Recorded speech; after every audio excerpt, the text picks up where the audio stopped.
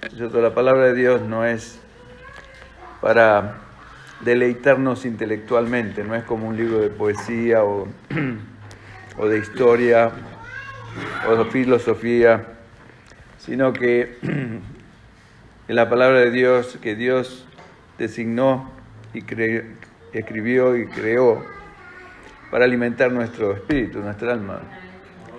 Entonces, eso es lo que vamos a hacer, a tratar de alimentar nuestras almas. Oremos todos juntos al Señor nuevamente. Gracias, Padre, te damos por este tiempo que podemos, junto con mis hermanos, venir ante tu presencia con la confianza plena, Señor, que vamos a recibir de ti, Señor. Mis hermanos no quieren escuchar de hombres, sino de ti directamente. Lléname de tu gracia, de tu espíritu. Dame de tu gran abundancia, Señor. Esos ríos de agua viva que estén fluyendo ahora sobre mí. Lléname de tu gracia, de tu poder. Bendice también a cada persona, cada hermano, cada hermana que está aquí presente, y que esta palabra pueda ser de edificación, de aliento, de exhortación para cada uno de aquellos que le escuchen. Te lo pido en el nombre de Jesús. Amén, Señor. Antes de leer la palabra,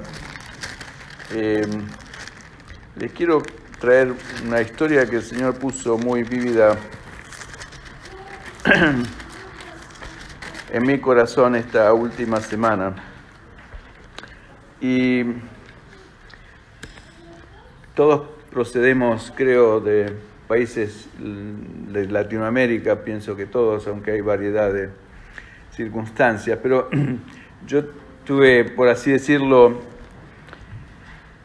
me tocó nacer en una gran ciudad y nací con todos los beneficios de vivir en una ciudad, digamos así, aunque ya no estoy más tan convencido, ¿no es cierto?, que hay tantos beneficios en las ciudades, pero uno de los beneficios al cual yo me acostumbré desde que prácticamente nací fue que en mi casa siempre hubo electricidad, luz eléctrica.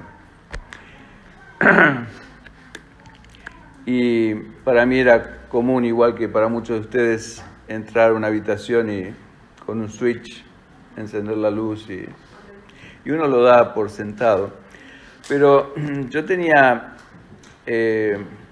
unos tíos que vivían en el campo, ¿no es cierto?, a 300 kilómetros de la capital de Buenos Aires, que yo solía ir casi todos los veranos a pasar mis vacaciones con ellos, y ellos no tenían luz eléctrica. Y entonces la vida era mucho más complicada, ¿no es cierto? Por ejemplo, cada vez que había que llenar el tanque de agua había que tomar una bomba a mano, ¿no es cierto?, y bombear hasta que salía el chorrito de agua que indicaba que el tanque se había llenado y uno dejaba de bombear. Cuando anochecía o atardecía había que encender los faroles de querosén. Me acuerdo la ceremonia que había que realizar para encender esos faroles que van a presión, ¿no es cierto?, que dan más luz. Si no, las luces eran muy tenues con los faroles a querosén común.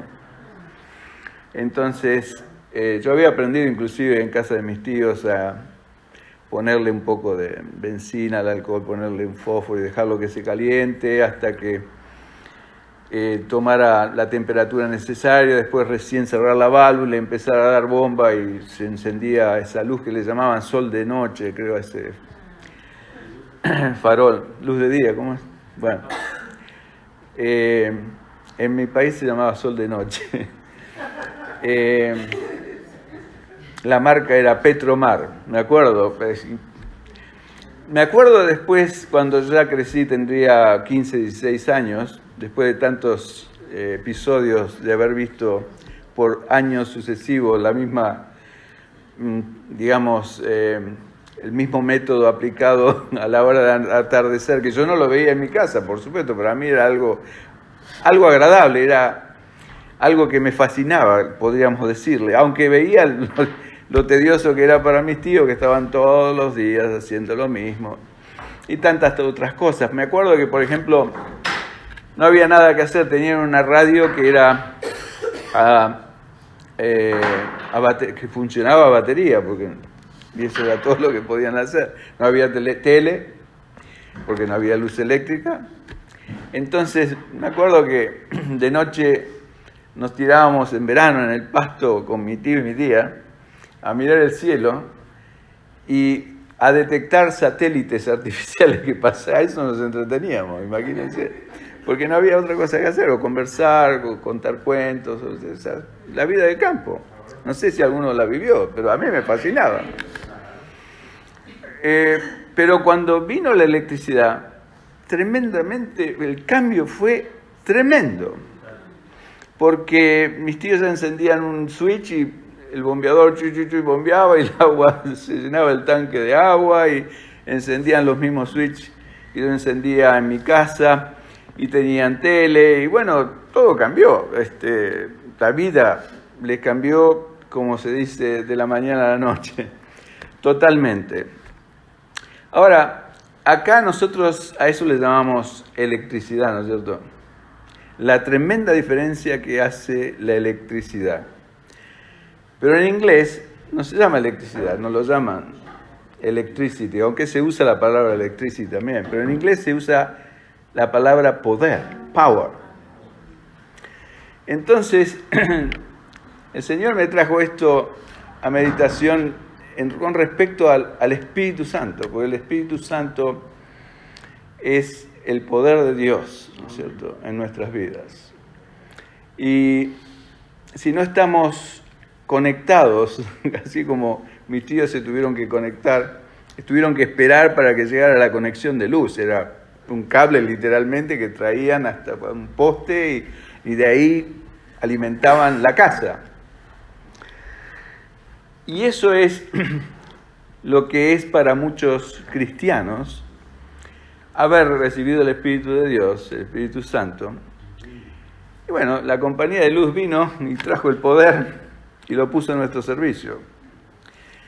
Ahora, ¿cuántas de esas lámparas que tenía mi tía en su casa, en una casa grande, ella iba a poner, y cuántos dispositivos y aparatos electrónicos iba a conectar al suministro de energía eléctrica?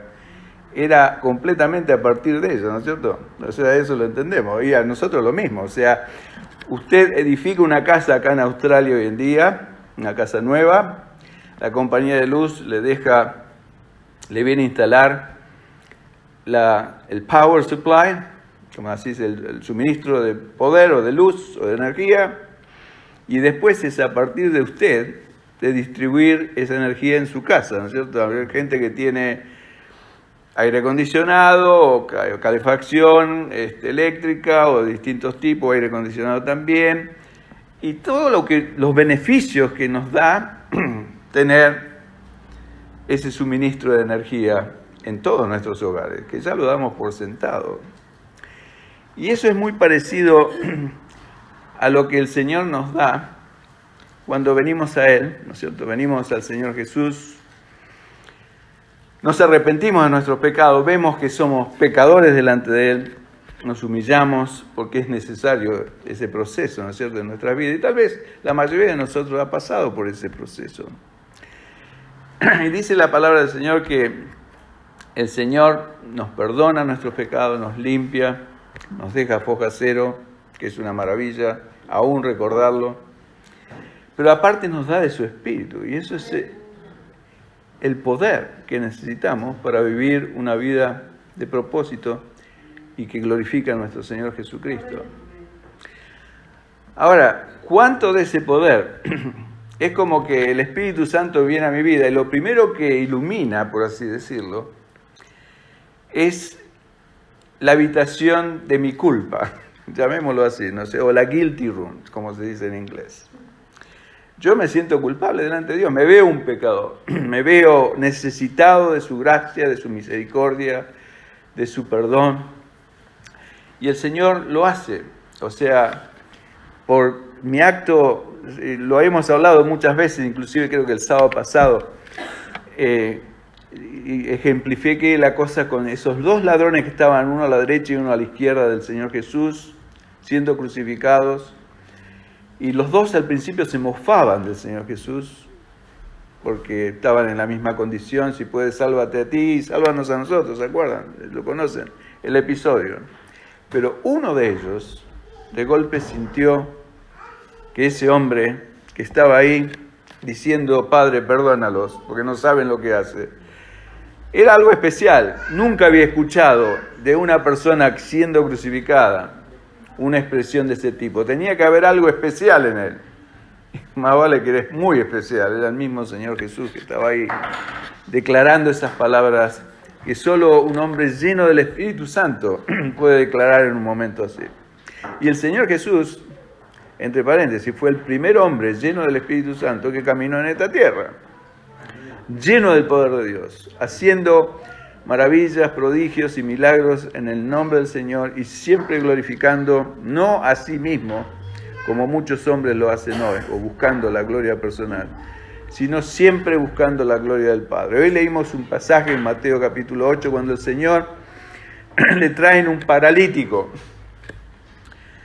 y lo bajan, y en el pasaje paralelo del Evangelio de Lucas, da más detalle, dice que era en una casa y que la casa estaba llena de gente, y como no podían llegar a la presencia del Señor, hicieron un hoyo en el techo, sacaron las tejas y bajaron a ese paralítico por el techo hasta ponerlo en los pies del Señor. Y el Señor dijo, ¡wow!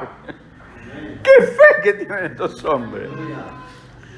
Y el Señor declaró ahí él mismo, dice, hijo, tus pecados te son perdonados. Y todos se escandalizaron. ¿Cómo? Va a decir una blasfemia. Y el Señor Jesús le dijo, para que vean que el Hijo del Hombre tiene poder para perdonar pecados, yo te digo a ti, le dice al paralítico, levántate, toma tu lecho y anda. Y el hombre inmediatamente se levantó, y era un hombre que nunca había caminado, había nacido paralítico. La gente estaba asombrada. Pero el Señor ejemplificó eso como algo bien claro para evidenciarnos que la salud espiritual es mucho más importante que la salud física. Y el Señor vino a morir no por nuestras enfermedades, sino por nuestros pecados. El pecado es una infección que afecta a nuestro espíritu y a nuestra alma. Tremenda. Y estamos todos enfermos de eso. Y el Señor es el único que tiene el remedio. Pero digo todo esto en el sentido de que vemos a un hombre lleno del poder de Dios, porque estaba lleno del Espíritu Santo, porque también estaba totalmente puesto a disposición del Padre, ¿no es cierto? Él vivía, como hemos dicho muchas veces en Juan capítulo 6, verso 38, que es el motivo de vida del Señor Jesucristo. No he venido para hacer mi voluntad, sino la voluntad del que me envió. Ese era el objetivo del Señor, hacer siempre la voluntad del Padre. Y cuando Él sanaba o resucitaba a un muerto, era siempre por guía y dirección de su Padre. Y nunca arbitrariamente, porque a Él lo hacía para hacer un show o una exhibición o mostrar su poder. No, al contrario. Entonces, el Señor estaba investido de todo ese poder, de esa fuente de energía que es la misma energía de Dios obrando en un hombre. Y Él se definió a sí mismo como el Hijo del Hombre, o sea, mostrando su naturaleza divina, pero también su naturaleza absolutamente humana. 100% hombre, 100% Dios. El miércoles meditábamos en esto porque el libro de Zacarías habla, ¿no es cierto?, en el capítulo 14 del Señor Jesús como el pastor, como el hombre y como el igual o el como se dice en inglés, se dice associate o un asociado. O sea que es igual con Dios, pero también es un hombre y es el pastor de sus ovejas, nuestro pastor. Entonces esas tres características de nuestro amado y Señor, siempre lleno del Espíritu Santo, siempre lleno del poder de Dios. Ahora ese poder de Dios cuando viene a mi vida, como dijo, y vuelvo a recapitular, en mi situación o en la situación de cualquiera de nosotros, venimos al Señor, nos arrepentimos de nuestros pecados, como esos dos ladrones crucificados, uno a cada lado, vuelvo a donde estaba, uno de ellos se humilló y se arrepintió, ¿y qué recibió? Perdón, salvación. Esta misma noche te digo, estarás conmigo en el paraíso. El otro, que se guardó con su soberbia y su arrogancia y no se quiso humillar ante el Señor, lamentablemente fue al otro camino, ¿no es cierto? Sabemos, muy desagradable y muy tremendo, muy triste. Pero ahí vemos que es necesario el arrepentimiento, es necesaria la humillación, es necesario el quebrantamiento de la persona para acceder primero al perdón y segundo a esa fuente de poder que Dios nos quiere dar. Ahora, cuando esa fuente de poder viene a mí, viene en forma, por así decirla, reducida, ¿no es cierto? Viene, como digo, a la habitación. Supóngase que mi ser es un edificio lleno de habitaciones. Cada área de mi vida es una habitación en un habitáculo que soy yo, que vengo a hacer un edificio. Pongámosle que es una casa con varias habitaciones, porque somos un tabernáculo. El mismo nos define en Corintios que somos templo del Espíritu Santo. O sea que nuestro ser es como un tabernáculo, donde viene a morar Dios, a ser morada en nosotros. Pero viene, tal vez, a la habitación de nuestra culpa. Ahí entra, se pone la luz, el Señor enciende esa luz, nos da su poder, su gracia, nos sentimos que nuestros pecados han sido perdonados, pero después esa luz tiene que ser progresiva en mí. ¿Y quién es por así decirlo, el responsable de poner las bombitas o las lamparitas, o cómo les llaman ustedes? Ampolletas le dicen los chilenos, ¿cómo es? Bombilla. Entonces no entendemos, porque para un argentino la bombilla es lo que se toma más. No, pero también se dice bombilla. Entonces, eso es mi responsabilidad. Y el propósito del Señor en mi vida es llenarme de ese poder. Cada área de mi vida, o cada habitación de mi ser. Por ejemplo, para decir algo, el Señor, como dice en el Apocalipsis 3:20, aquí yo estoy a la puerta y llamo. Todos conocen ese texto. Se usa mucho para, digamos, evangelizar a las personas, pero en realidad eso está dirigido a una iglesia, a creyentes, dentro de una iglesia. Y lo que quiere decir el Señor es que Él está a la puerta de cada habitación en nuestro ser. Y el Señor golpea para que yo le abra, y Él entrará y cenará con Él, conmigo, y yo con Él. Eso es lo que dice ese texto, Apocalipsis 3:20. Quiere decir que Él me va a dar de su ser, de su poder, de su gracia. Lo que la Biblia llama la gracia, el poder de Dios para salvación. Entonces, es a partir de mí el abrir cada una de esas puertas y permitirle al Señor que llene, que entre, que llene ese espacio que estaba en tinieblas de mi vieja vida pasada. No se soluciona todo mágicamente. Por ejemplo, la habitación de mis pensamientos es algo que nadie lo conoce, el único que lo conoce es mi Señor. A veces ni yo mismo puedo controlar mis pensamientos. Mi esposa hace 40 años, o más de 40 años, casi 41, que está casada conmigo, pero sin embargo yo puedo estar al lado de ella un día entero y ella no tiene la menor idea de lo que yo pienso. Pero el Señor sabe. Y esa habitación de mi pensamiento es una habitación en mi ser que yo tengo que rendirle al Señor para que entre la luz, el poder de Dios, y que limpie toda esa mugre natural que yo traigo de mi vieja vida antes de venir a Cristo, donde estaban malos pensamientos, ambiciones deshonestas, como dice la Escritura en tantas distintas veces, ¿cierto? Que son características de cada uno de nosotros. Y cuando yo hablo de mí, seguramente ustedes van a decir, yo soy más o menos igual, porque somos seres humanos. Nos vestimos bien, nos perfumamos, nos bañamos, nos peinamos, parecemos bonitos y lindos, tratamos de arreglarnos. Pero Dios ve la realidad en cada uno de nuestros corazones. Ahora, insisto, la realidad de que cuánto ese poder va a afectar mi vida es en la medida que yo me abra a ese poder. En el Evangelio de Juan, capítulo 7, verso 37, el Señor Jesús hace una declaración maravillosa. Está en el medio de la finalización de una fiesta solemne, la fiesta de los tabernáculos. Y ahí suceden varias cosas, pero en el verso 37 al 39, esto es lo que dice la Escritura. Juan capítulo 7, verso 37.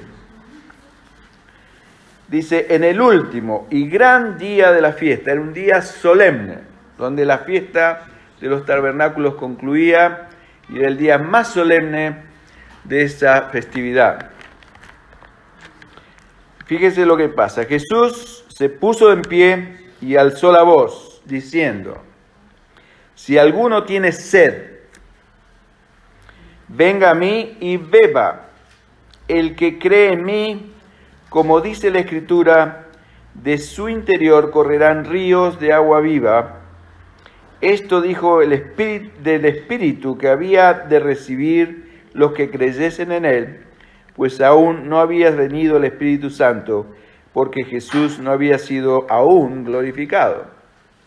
Creo que es bien claro, o sea, no podían experimentar esto porque era algo que se iba a poder experimentar solamente después del Pentecostés, después de la resurrección del Señor Jesús y después de ese lapso de tiempo que el Señor les mandó a sus discípulos a esperar. Vamos a ver ese relato en Hechos capítulo 1. Dejen el dedito ahí también en Juan, porque vamos a volver a leer otro pasaje si Dios quiere. Dice, Hechos capítulo 1, verso 6, dice, entonces los que se habían reunido le preguntaron diciendo,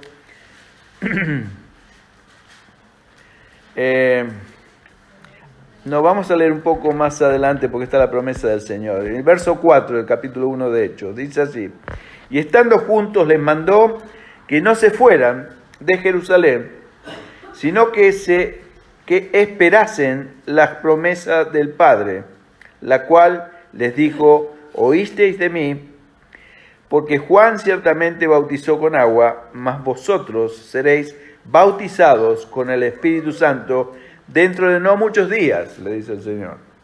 Pero no le especificó cuántos días. Ustedes esperen. Esa fue la orden del Señor. Entonces, verso 6, los que se habían reunido le preguntaron diciendo, Señor, ¿restaurarás el reino de Israel en este tiempo?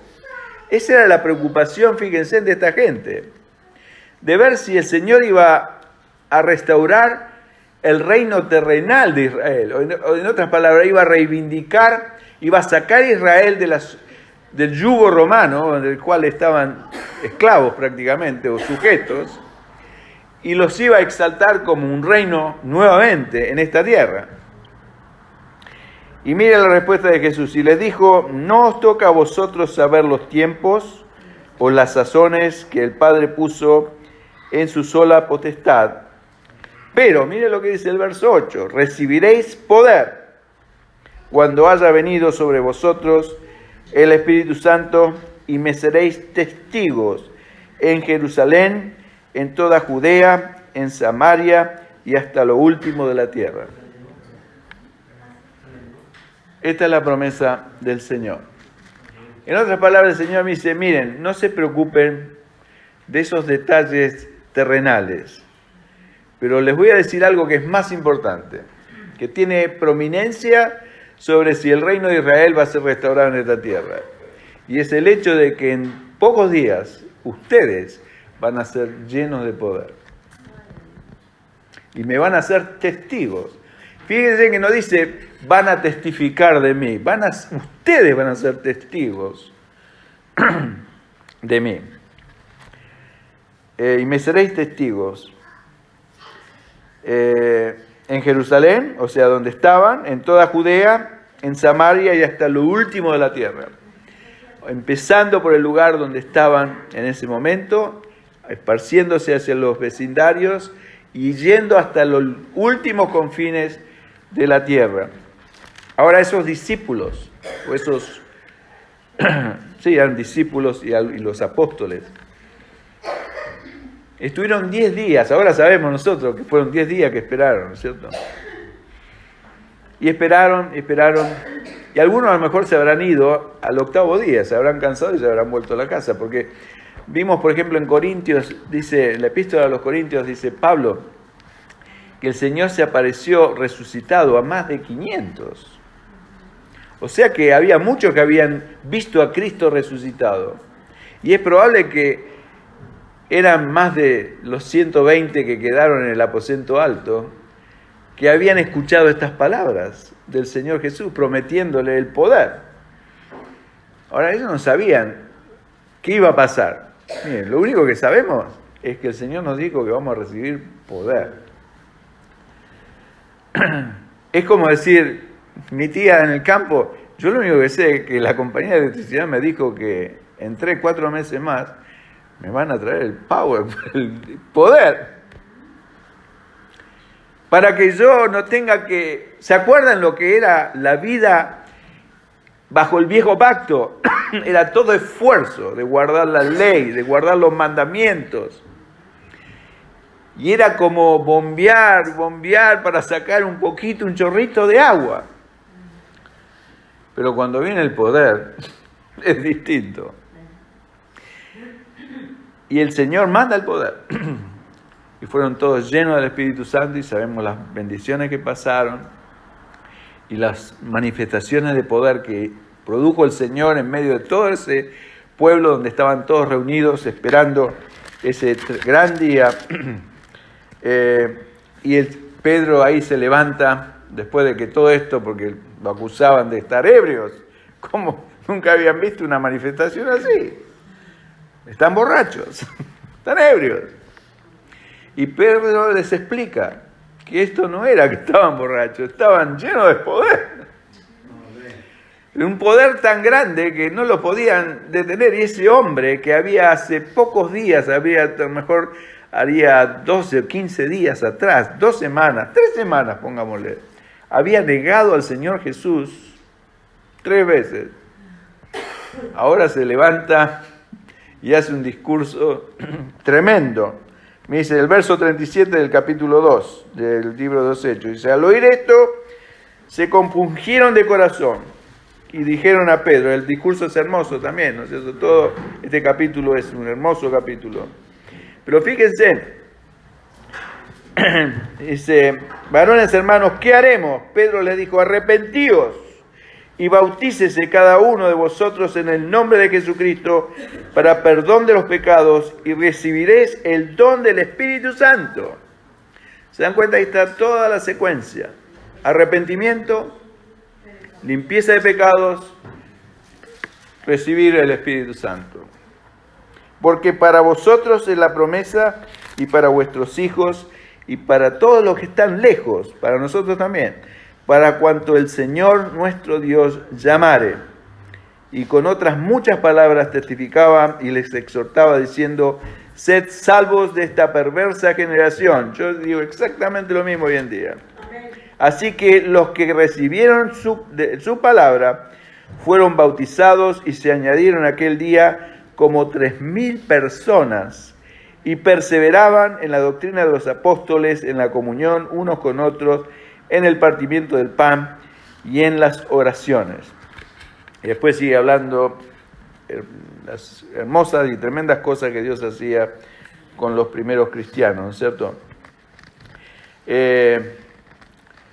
Así que ese es el poder que necesitamos, el mismo poder que necesitamos nosotros ahora para ser testigos fieles de nuestro Señor. Si no, vamos a estar apocados, asustados, atemorizados, encerrados, enfocados en nosotros mismos y preocupados por lo que nos falta a nosotros, así como estaban esos discípulos en el aposento alto. Estaban encerrados, primero porque el Señor le había dicho que esperaran, pero también porque tenían miedo que a ellos también los capturaran y los ejecutaran, así como lo habían ejecutado a su Señor.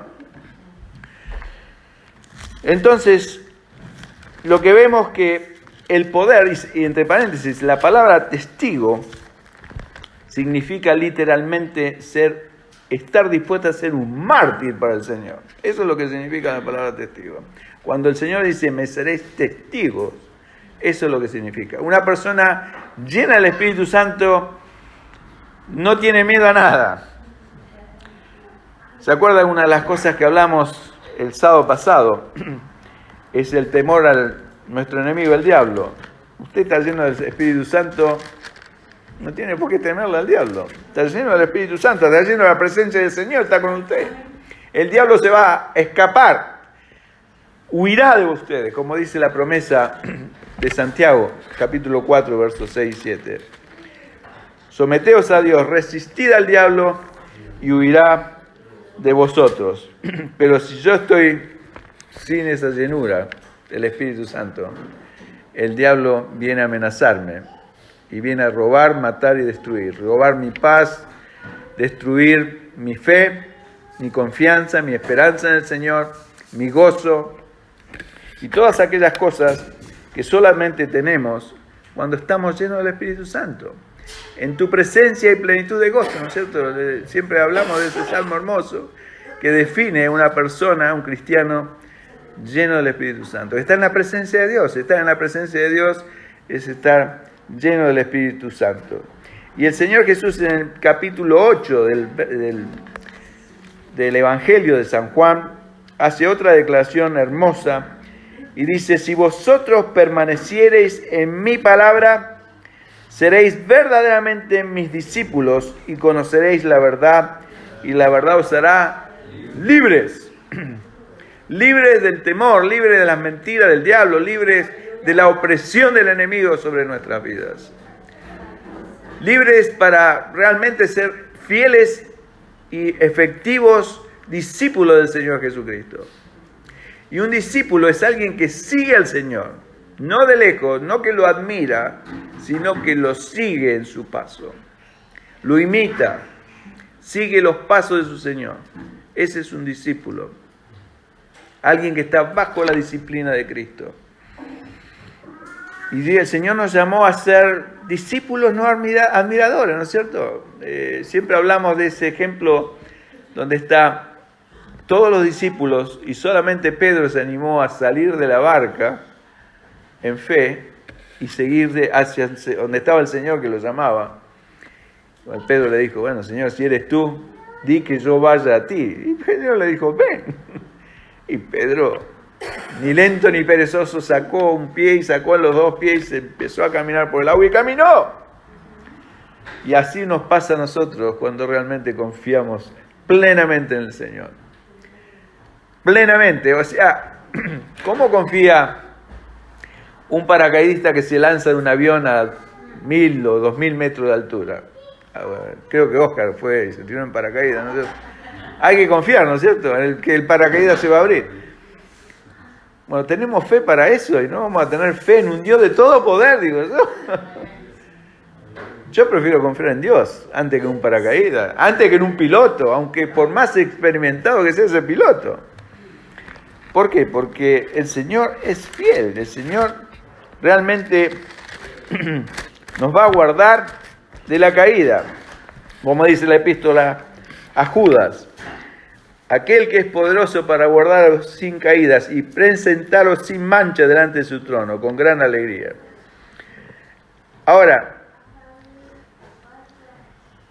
el Espíritu del Señor viene a mí y dice Romanos capítulo 8, ¿qué dice? Algo muy interesante. Dice el verso 9 del capítulo 8, dice, y si alguno no tiene el Espíritu de Cristo, no es de Él. O sea, la única evidencia que yo tengo que soy de Cristo es que tengo que tener el Espíritu Santo. Y si tengo el Espíritu Santo, ¿en qué proporción lo tengo? ¿Por qué no tengo más de ese Espíritu? ¿Saben por qué? Porque no lo busco. Porque por eso el Señor dice, el que tiene sed, venga a mí y beba. Entonces tengo que tener sed. Yo muchos años en mi vida pasé, bueno, Señor, aquí estoy, lléname cuando quieras, aquí estoy. ¿Pero eso es tener sed? No, tener sed es desear algo. Sed, la única vez que yo tuve realmente sed fue cuando hice el servicio militar, que nos sacaban al campo y nos hacían hacer gimnasia y trotar y saltar y brincar. Y no, por supuesto, con calor en verano, deshidratados, muertos, desesperados de sed. Usted, no sé si alguna vez estuvo desesperado de sed, pero usted da cualquier cosa por un vaso de agua.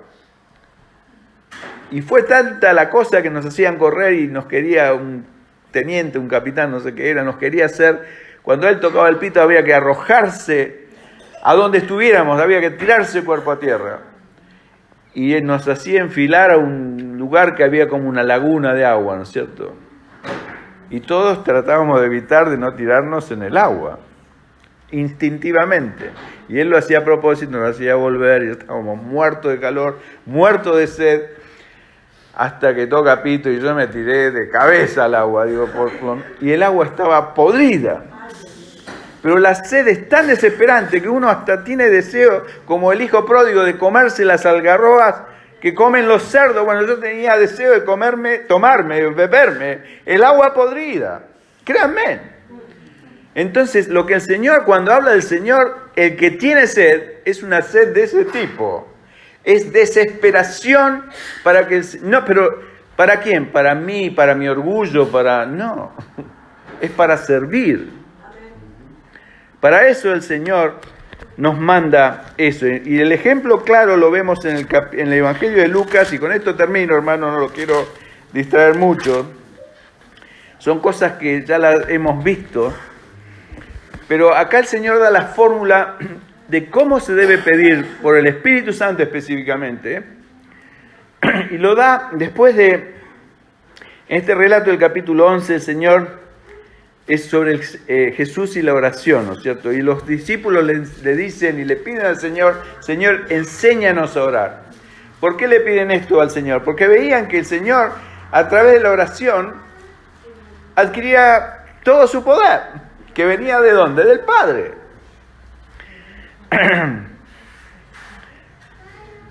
Al principio del capítulo 11 dice, aconteció que estaba Jesús orando en un lugar, y cuando terminó, capítulo 11 de Lucas, uno de sus discípulos le dijo, Señor, enséñanos a orar, como también Juan enseñó a sus discípulos. Pero veían una gran diferencia, ¿no es cierto?, en los discípulos de Juan y ese maestro que tenían ellos. Cuando oraba el Señor, cosas sucedían, ¿no es cierto?, como ese relato del paralítico que fue sanado on the spot, como se dice en inglés, en el lugar. Entonces Jesús le enseña lo que se llama el Padre Nuestro, ¿no es cierto?, como una oración modelo. Y sabemos y hemos visto y meditado en esta oración que lo que no tiene el Padre Nuestro es nada de egoísmo personal, es todo al contrario, poniendo primero a Dios, Padre Nuestro, el primero. Santificado sea tu nombre, no el mío, el nombre de Jehová, el nombre de Dios. Y ese debe ser el propósito en el corazón, en la mente de cualquier cristiano honesto, glorificar el nombre de Dios, no glorificar el nombre nuestro. Y después le dijo más adelante, después que le termina de enseñar el Padre Nuestro, en el verso 5 en adelante, le dijo también, ¿quién de vosotros que tenga un amigo? Y acá este relato identifica, y el Señor lo usa para ejemplificar de cómo debemos pedir, para pedir específicamente por el Espíritu Santo. Y da el ejemplo de un hombre que tiene un amigo. Dice, ¿quién de vosotros que tenga un amigo, va a él a medianoche y le dice, amigo, préstame 3 panes, porque un amigo mío ha venido a mí de viaje y no tengo que ponerle delante. Y aquel respondiendo desde adentro le dice: no me molestes, la puerta ya está cerrada y mis niños están conmigo en cama, no puedo levantarme y dártelos. Os digo, dice Jesús, que aunque no se levante a dárselos por ser su amigo, sin embargo por su importunidad se levantará y le dará todo lo que necesite. Y yo os digo, mire lo que dice Jesús, escuche esto. Si no escuchó nada, escuche esto, porque no es yo que lo digo, es Jesús. Os digo que y yo os digo esto: pedid y se os dará, buscad y hallaréis, llamad y se os abrirá, porque todo aquel que pide recibe, y el que busca halla, y al que llama se le abrirá. ¿Qué padre de vosotros, si su hijo le pide pan, le dará una piedra?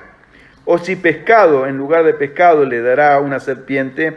¿O si le pide un huevo, le dará un escorpión? Pues si vosotros, siendo malos, sabéis dar buenas dádivas a vuestros hijos, mire lo que dice ahora, ¿cuánto más vuestro Padre Celestial dará el Espíritu Santo a los que le pidan? Yo creo que está bien claro, ¿no es cierto? Ahora, hay una serie de condiciones que el Señor pone en este ejemplo, y la condición fundamental es que el amigo que va a pedir no pide nada para él. No sé si se da cuenta. Él tenía el vientre lleno. Él tal vez se haya estado en cama ya, y viene un amigo de él, y se levanta y lo recibe. Y se da cuenta que en la casa no tiene nada para llenar la necesidad de su amigo, a quien quiere y ama. Entonces, movido por esa necesidad, no propia, sino ajena, va a casa de un vecino a pedir pan, no para él, insisto, esto es muy importante, sino para su amigo. Y dice que el Señor no solamente le dice, se va a levantar no solamente porque es amigo, sino por la importunidad de la forma que esta persona llama. A medianoche. Y fue y no tuvo vergüenza y golpeó la puerta. Y le digo, dice el Señor, les digo que les abrirá y les dará todo lo que necesiten. Por la inoportunidad que dice llamado. Quiere decir que si alguien viene a tocar la puerta de mi casa a medianoche, quiere decir que hay una necesidad. Y el hombre, siendo un hombre, se levanta y le da todo lo que necesita al vecino, porque es una condición especial. No va todos los días a pedirle pan, pero aparte no es para él, es para un amigo que viene de viaje y quiere suplirle esa necesidad. Y el Espíritu Santo, acá el Señor habla y tipifica la cosa diciendo que así debemos pedir. Así dice, y yo os digo, pedid y se os dará. Buscad y hallaréis, llamad y se os abrirá, porque todo aquel que pide recibe, y el que busca halla, y el que llama se le abrirá. Y después habla del ejemplo del padre, que si su hijo le pide un huevo, no le va a dar un escorpión, etc. O sea, si vosotros siendo malos, nosotros somos malos comparado con Dios, sabéis dar buenas cosas a vuestros hijos, cuánto más vuestro Padre. Está hablando a personas que tienen a Dios como Padre, no a cualquiera, a cristianos está hablando, a creyentes. No va a dar el Espíritu Santo a aquellos que se lo pidan, pero de esta manera, con persistencia, con tenacidad. No para mí, yo quiero bendecir a mis hermanos, quiero bendecir a la iglesia de Cristo, quiero bendecir a las personas que están en necesidad. Señor, y yo no tengo nada para darle. Mismo esta noche yo les confieso algo, hermanos. Mañana tengo que ir a predicar a otra iglesia y yo no estoy acostumbrado. Y estaba clamando al Señor toda la semana para que me dé un mensaje para mañana. Porque son hermanos que yo no conozco. No sé cuáles son las necesidades de ellos. Y mi ruego al Señor era Señor, yo no sé qué darle a esta gente. No tengo nada para darle. Si no eres tú que me das algo para eso, tú conoces el corazón de cada uno de mis hermanos que se congregan ahí. Yo conozco a 1 o 2 nada más. Pero el resto, yo no tengo la menor idea. Y el Señor, por supuesto que da. Porque no es para mí. Es para bendecir a su pueblo, a su iglesia. Pero yo me enfoqué tanto en eso que hoy acá yo no tenía nada que compartir con ustedes. Porque prácticamente se me fue el tiempo entre que trabajé esta semana pasada, bastante.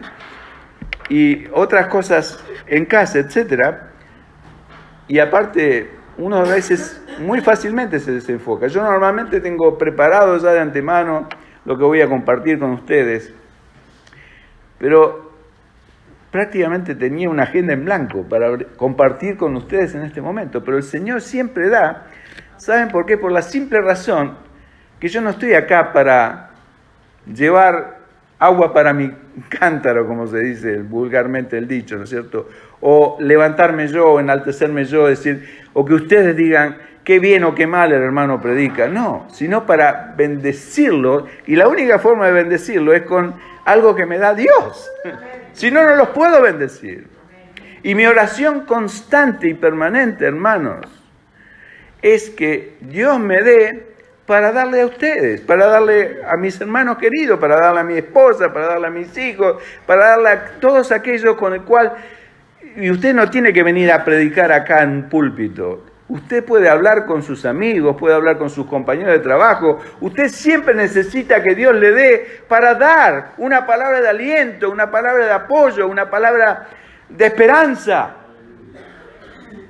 Usted no tiene esa necesidad, yo la tengo siempre. El único que me la puede dar es mi Señor.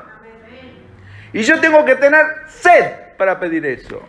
Y el Señor ve mi sed, ve mi disposición, ve mi corazón honesto delante de Él. Y Él me da en abundancia. Y si me da a mí, se le va a dar a ti, sin duda. Si usted pide bajo estas reglas y condiciones. Porque el Señor es fiel. Y por eso empezamos diciendo que el que cree en mí, dice Jesús, de su interior correrán ríos de agua viva. Y eso lo dijo el Señor del Espíritu que va a estar en nosotros y que va a brotar como una fuente. No solamente empieza, ¿no es cierto?, como una copa, sigue como una fuente y después se convierte en un río y se convierte en varios ríos. En la medida que nosotros abrimos y cedemos terreno a la luz y el poder del Espíritu Santo en nosotros. Hermanos, si usted ha venido al Señor, ha confesado su pecado, ha abierto su corazón a Él, Él ya le dio su Espíritu Santo. Pero ahora tiene que ser lleno cada área de su vida. Y para eso tiene que tener sed. Amén. Y si no ha tenido suficiente sed, coma sal si hace falta. Pero despierte la sed. Por la llenura del Espíritu Santo. Porque esa es la clave de la vida cristiana victoriosa. No hay otra forma. Yo no le puedo decir que duerma arriba de los clavos como los faquires o que se flagele. Tiene que buscar de Dios. Dios es el único que le puede dar. Y es un Padre amoroso que está dispuesto a dar en abundancia a todo aquel que realmente lo desea. Y no para egoísmo y uso personal, sino para la gloria y el honor de nuestro Señor Jesucristo. Oremos al Señor. Gracias, Padre, por tu fidelidad. Gracias por tu amor hacia nosotros. Gracias por tu deseo a llenarnos, Señor, constante y permanentemente, esa fuente, esa corriente constante, inagotable, de agua de vida que tú nos has dado y nos sigues dando, Señor. Te ruego en esta época que vivimos, llena de maldad, de corrupción, de violencia, que nos llenes a cada uno de nosotros de tu Espíritu Santo, que seamos manantiales abiertos para que todos los sequedales donde nos movemos, donde caminamos, toda la gente que está desesperada, angustiada, sin esperanza, Señor, podamos darle esa palabra de aliento, podamos gozarnos en ti a pesar de las circunstancias, Señor, porque estamos llenos del Espíritu Santo, ese poder que vino a nosotros, Padre, no para estar ahí estancado como una cisterna, sino para que sean ríos que corren en nosotros y a través de nosotros, y que tú seas para ministración de todos aquellos con los cuales tratemos de una manera o de otra, Señor. Pon almas delante nuestro, pon necesidad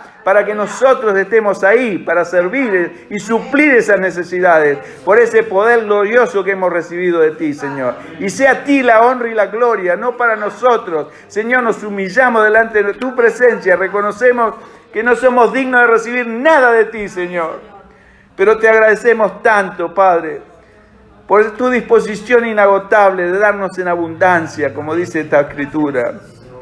Oh Señor Jesús, bendecimos tu nombre, te adoramos en esta noche, te declaramos Rey soberano sobre toda la creación. Un día toda lengua va a declarar que tú eres el Señor para gloria de Dios Padre, pero hoy lo declaramos nosotros en este humilde lugar.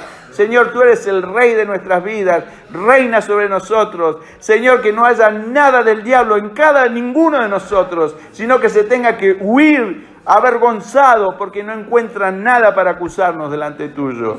Gracias, Padre, porque tú eres el único que lo puedes hacer si realmente lo deseamos de corazón, si tenemos sed y hambre de justicia. Gracias, Señor. A ti sea la honra y la gloria en el nombre precioso de Jesús. Amén.